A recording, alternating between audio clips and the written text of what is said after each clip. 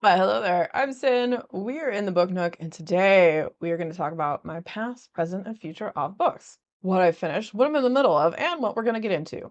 All right, so recently I finished the book Blood on Her Tongue by Joanna Van Veen, and this is like a weird take on the vampire story. I really liked her prior book, My Darling Dreadful Thing, and these two books like had a very similar vibe. Like not similar story per se, but the vibe was very similar. It's gothic horror, it's very moody, it's very atmospheric. If you like vampire stories with a bit of a twist to them, then this definitely might be a book you would enjoy. And especially if you like gothic horror. Very descriptive with the moodiness. Definitely sets you into the place and time. And I thought it was quite good and enjoyed it quite a bit. So what I'm in the middle of that I just started recently is Stephen King's newest Never Flinch, and it has the return of Holly Gibney in it. It's a crime fiction, and so what happens is there is a guy who is put in jail. He was murdered in jail and he was innocent. Some other guy, I believe, framed him because he got a position at his job at the bank and was thrown in jail because of this other guy. And so someone who knew the guy that was murdered decides they're going to take their vengeance. And they write a letter and they send it to like the police. And it's like they're going to kill 13 innocents and one guilty. And like there's this whole weird thing. And they sign it off Bill Wilson, who was like the founder of AA. And so now it's like they have to figure out who this guy is to stop him from probably killing all these people. And so I just started, so I don't know what is happening yet, but that's about the gist of it. And so far, so good. I like Holly a lot as a character. There will definitely be a standalone review coming for this one. I don't read a ton of crime fiction. I think the most recent crime fiction I read was Saint of the Narrow Streets, which I really like that. I thought that was an interesting book. I'm not super into the genre, but I haven't really explored it too much. But I do love Stephen King, so anything he writes, I'll read it. And that's what I'll be reading later this evening. Okay, so if you've been around the channel, you may know that I like to garden and like to read nature books on occasion. So this next book is called Good Soil by Jeff Chew, The Education of an Accidental Farmhand.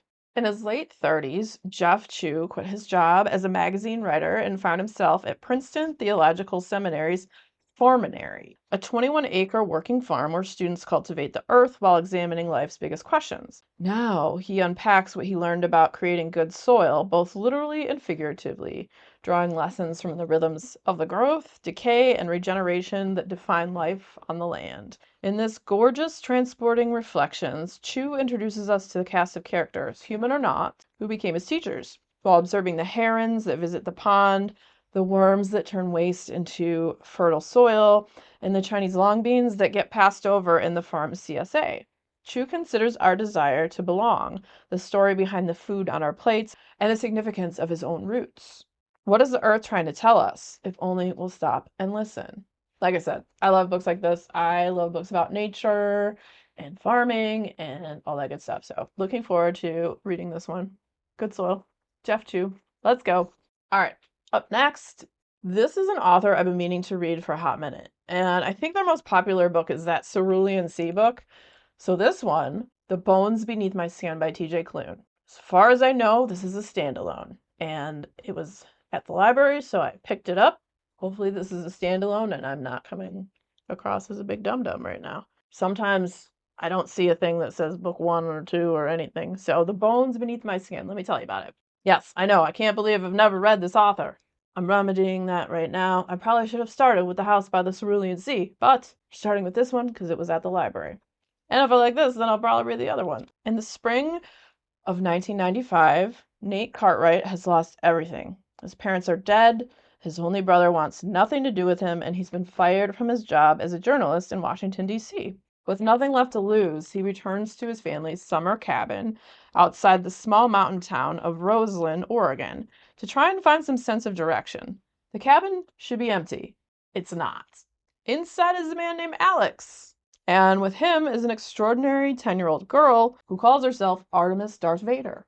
But Artemis isn't exactly as she appears. Soon it becomes clear that Nate must make a choice: let himself drown in memories of the past, or fight for a future he never thought possible. Because the girl is special, and forces are descending upon them who want nothing more than to control her. And I thought that sounded pretty good.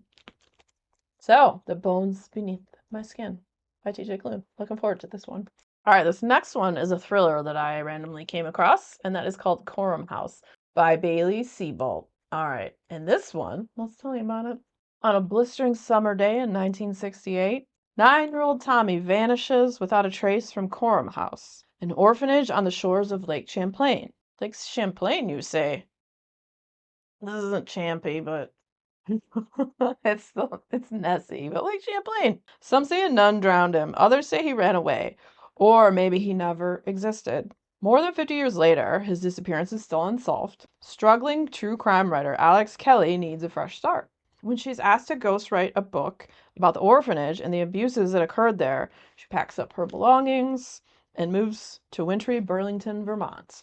As Alex tries to untangle the conflicting stories surrounding Tommy's disappearance, her investigation takes a chilling turn when she discovers a woman's body in the lake. Alex is convinced the death is connected to Corum's house's dark past, even if local officer Russell Parker thinks she's just desperate for a career-saving story. Whatever, Russell. Get out of here. As the body count continues to rise, Alex must prove that the key to finding the killer lies in Tommy's murder, or she risks becoming the next victim.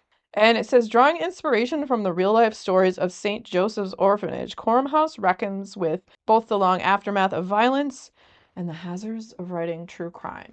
And I thought that sounded pretty good. I think this will be a nice summertime thriller read. All right, I don't even have to think about what I'm most excited to read because it's always going to be, if Stephen King's in there, it's probably, a good guess would be that the Stephen King book will be the one I'm the most looking forward to because I'm super excited to continue getting more into that later tonight. What have you guys been reading this week? Anything good? Let me know down in the comments. Always looking for more stuff to add to my TBR that grows into infinity. And if you enjoyed hanging out today, hit that subscribe button, come back, see me again, and we'll talk about more bookish things and weird stuff.